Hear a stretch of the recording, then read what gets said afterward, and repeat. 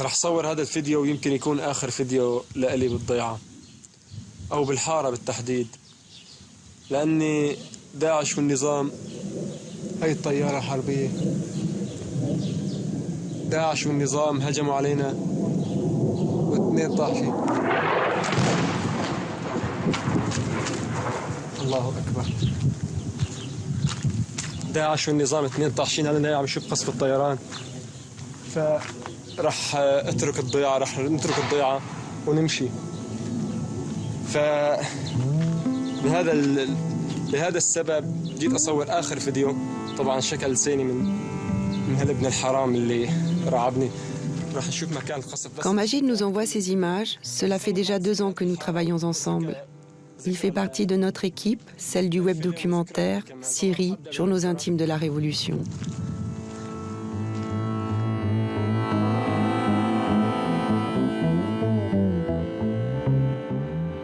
Majid, Oussama, Judy et Amer se filment et nous racontent leur vie bouleversée, dévastée.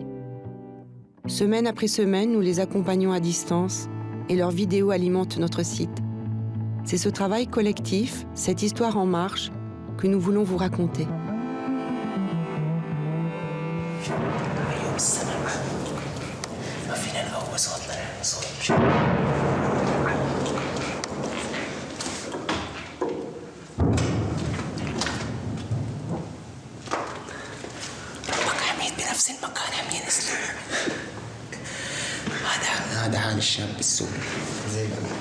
Pris dans l'euphorie des débuts, aucun d'entre nous n'avait imaginé que le pays allait s'enfoncer dans cette tragédie interminable.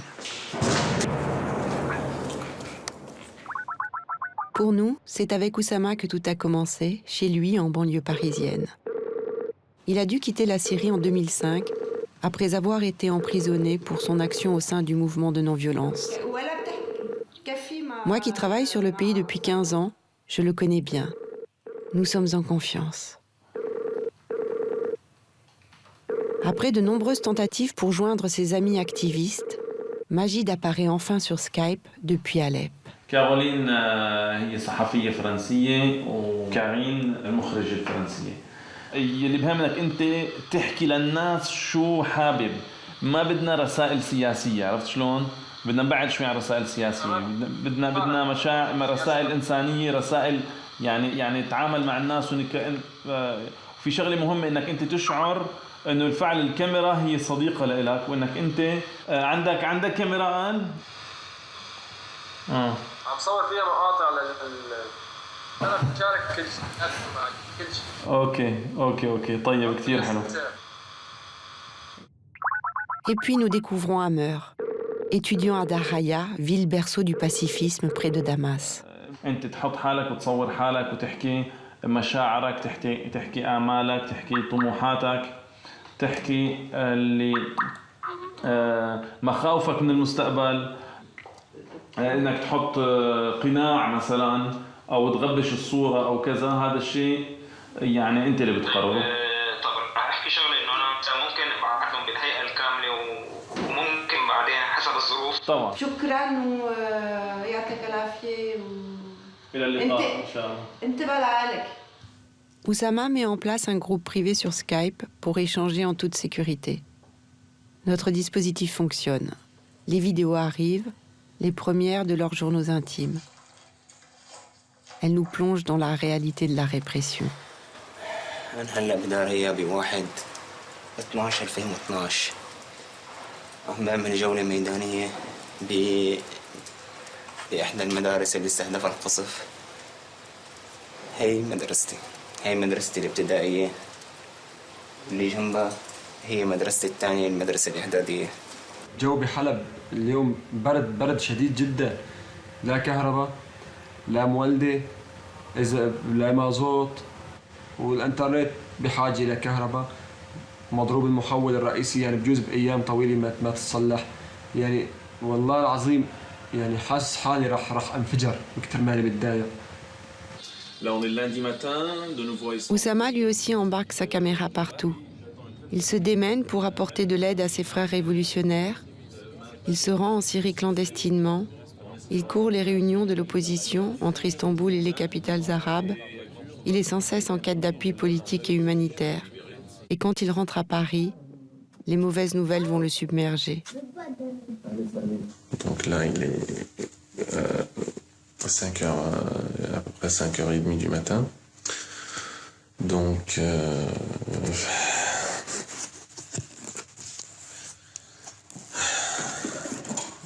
pas trop envie de parler parce que c'est vraiment difficile. C'est vraiment difficile de raconter qu'est-ce qui se passe là-bas. La semaine dernière, on a arrêté ma sœur. Donc là, je me retrouve à peu près avec toute ma famille dans les prisons de Bachar el-Assad. C'est difficile en fait d'être assis ici à Paris, d'être activiste, d'essayer d'aider les gens là-bas, mais de se sentir tellement loin et d'imaginer en fait ce qui peut leur arriver à ce moment-là. Nous sommes à l'hiver 2013. La répression, en réponse au soulèvement pacifiste, a changé d'échelle. La machine de guerre des Assad se déploie. صاروخ سكود صاروخ واحد سكود عمل هاي هذا الزلزال المدمر عم نلاحظ حوالي 40 بيت صاروا رماد 150 شهيد برقبتك يا بشار الأسد يا لعين أي إجرام وأي حقد على هذا الشعب الأعزل أي إجرام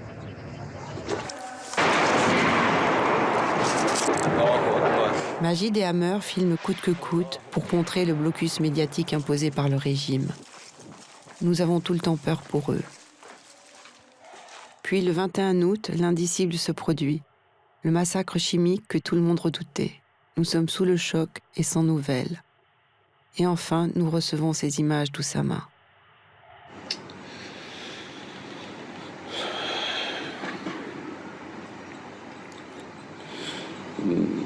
Je suis là obligé de vous montrer quelques photos parce que si vous ne les voyez pas, vous n'allez pas comprendre qu'est-ce qu'on peut sentir.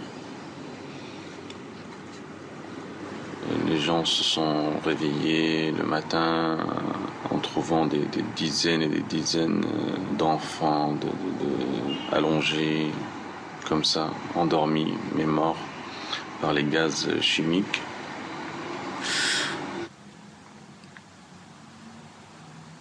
ما بعرف أحيانا بفكر إنه أنا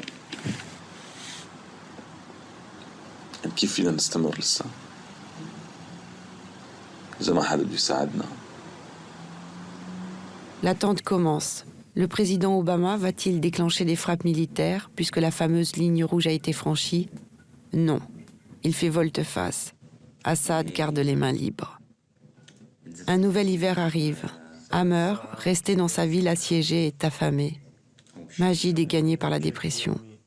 Le régime les bombarde avec des barils chargés de TNT et de clous, encore plus meurtriers que l'arme chimique.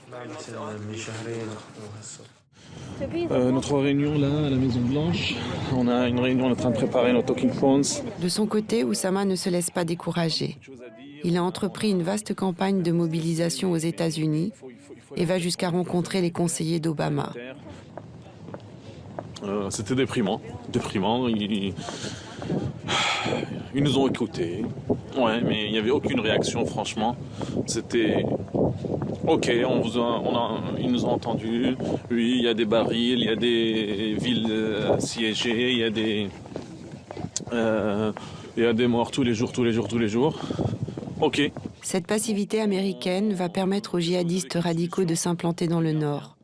Ils y font régner la terreur. Majid et sa brigade de l'armée libre doivent affronter ce nouvel ennemi. Pour la première fois, il est contraint à prendre les armes avec eux.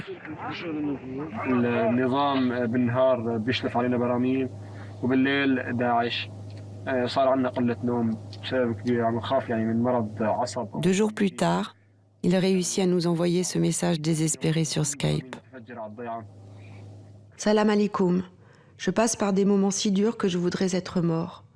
Il y a 4 jours, ces chiens de l'État islamique en Irak et au Levant ont attaqué notre village.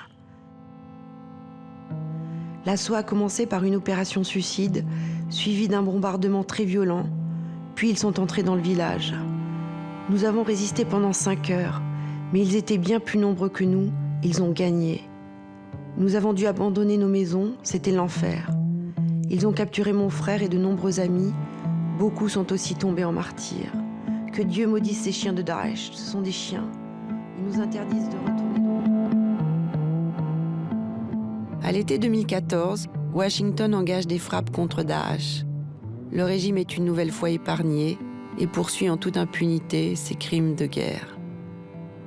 C'est à ce moment-là que la sœur d'Oussama rejoint notre équipe. Joudi a survécu à 7 mois de détention dans les prisons de Bachar el-Assad. فآخر مرة بصراحة شبحوني يعني علقوا لي إيدي ربطوا لي إيدي من ورا وعلقوني بالسقف. كتير كانت هي متعبة كتير لأنه بصير تقل الجسم الواحد كله على كتافه. فكتير كانت صعبة. يعني وصلت لمرحلة بعدين يعني ما عاد فيني أتحمل نهائيا يعني الضرب لسه حسيته يا محلاه حسب هي الوضعية يعني. يعني بالأخير ضجت كتير صرت سبهم بصراحة صرت أقول له إنه أنتوا ناس ما فيكم ضمير نحن كلنا سوريين أنا بنت البلد مثلي مثلك. Joudi, Majid, Amer et Oussama poursuivent leurs journaux intimes. Face à l'indifférence du reste du monde, la caméra est leur seule arme. Il faut montrer et dire pour la mémoire. Et nous continuons de les accompagner dans leur longue quête de démocratie.